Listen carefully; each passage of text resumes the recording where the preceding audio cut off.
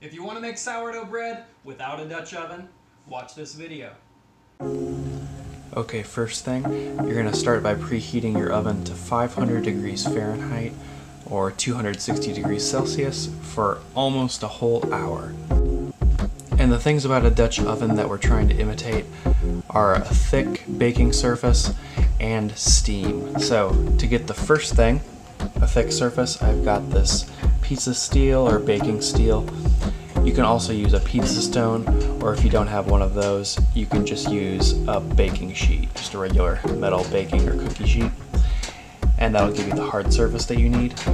And then for steam, I've got these two things here. I've got just a regular metal pie pan and a cast iron, just regular cast iron pan here.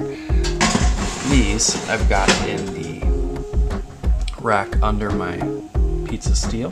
Once it's preheated, I'm going to put boiling hot water in this one a little bit before the bread goes in to steam the oven, and then right after I put the bread in, I'm going to put water in this one to steam the oven a little bit further. And then that's the setup.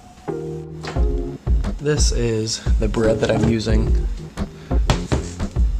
It has been proofing overnight in this Banneton basket in the fridge. I like an overnight cold proof. If you want to use the same recipe I'm using, check out one of my latest videos called Good Sourdough Bread, and that'll be the exact recipe I used. Okay, there's about 5 minutes till I'm going to load my bread into the oven. It's been preheating for almost an hour, so I'm going to pour some boiling hot water into this pie pan on the right to steam the oven before the bread goes in.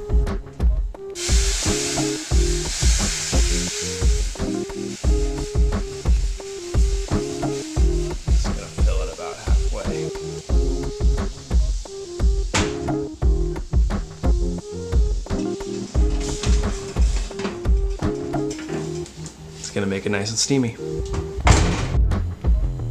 Okay, to prep this bread, since I'm not using a Dutch oven, I'm not going to be putting the bread on parchment paper. I'm going to be using this wooden pizza peel, and I'm just going to dust it with some corn flour. Excuse me, I'm going to dust it with cornmeal so that the bread doesn't stick to the peel. If you have semolina flour, I think that works better, and I actually like it. It just doesn't have a corn taste like cornmeal does, but whatever kind of coarse flour you have should work fine. The goal is just to get the bread not to stick to this. Transfer the bread out.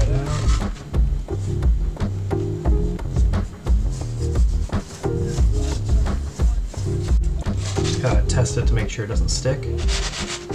Slide easily on the pizza peel. And I'm going to take my curved razor blade here, my curved bread loam. I'm going to score this bread.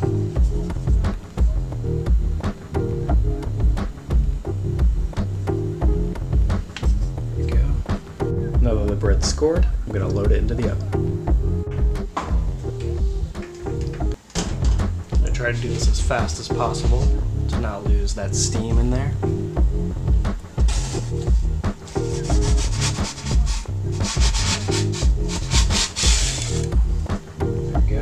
Bread's in, and I said I was going to put some boiling water in this tray on the left, but I'm actually going to put ice cubes because I realized I have some ice cubes, and those melt slowly.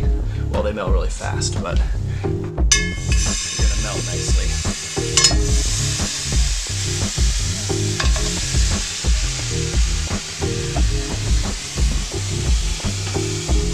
Close up the oven. I'm gonna let that bake for 20 minutes, then I'll remove the steam trays and let it continue baking for about another 15 to 20 minutes. Okay, 20 minutes later, the bread's looking like this. It's definitely got a nice ear on it that comes from the shaping technique mostly. If you want to know how to get an ear on your sourdough bread, I have a video on that as well. I'm just going to remove these steam trays from the oven and then keep baking this for about 15 more minutes, and I'll have the color that I want. And 15 minutes later, should be just how I like it. A little bit too dark, but that's all right. If it's too dark for most people, it's perfect for me. Usually that's how that is. So yeah, it has an ear that's pretty similar to the results I get in a Dutch oven. It's a little bit wilder right here. It's just a little bit funky, but overall, we got a loaf that's very similar to a Dutch oven, and I steamed it without any kind of vessel, just 2 pans, boiling water in one pan creating steam, and ice cubes in the other pan. I'm gonna let this rest for about an hour to cool down, and then I'll slice in and show you how it looks.